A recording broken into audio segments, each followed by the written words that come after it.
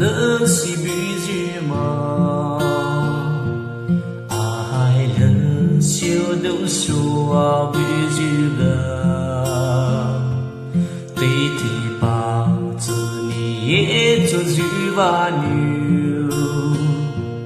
tu kê tây lâu dư gì ao bùi a tu yêu ni cho mô dư số a chơ lơ hi cao ngao dù đea ngao mùi vía hồ dư tùy lê a sa dư tùy lê a tu ahai cô doa ta la ta bai chư chu về lưu ơi giờ bai dù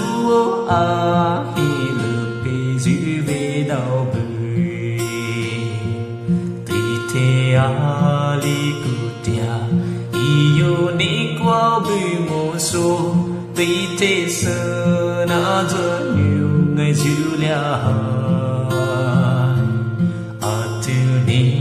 nu hai ta ra lại dư yêu chu môi về tê lại bố khai dư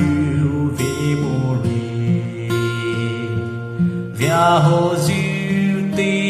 lê a sa dư tê lê a tu ahai cô doa ta la ta bai chư chu về lưu ơi giờ bai dù a hi lơ bê dư về đâu bề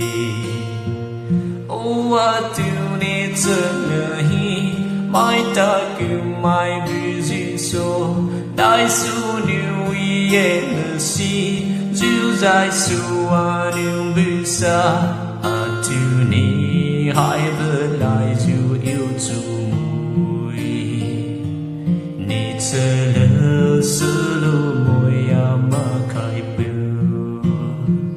cô a lơ kê hi nu vía bư dư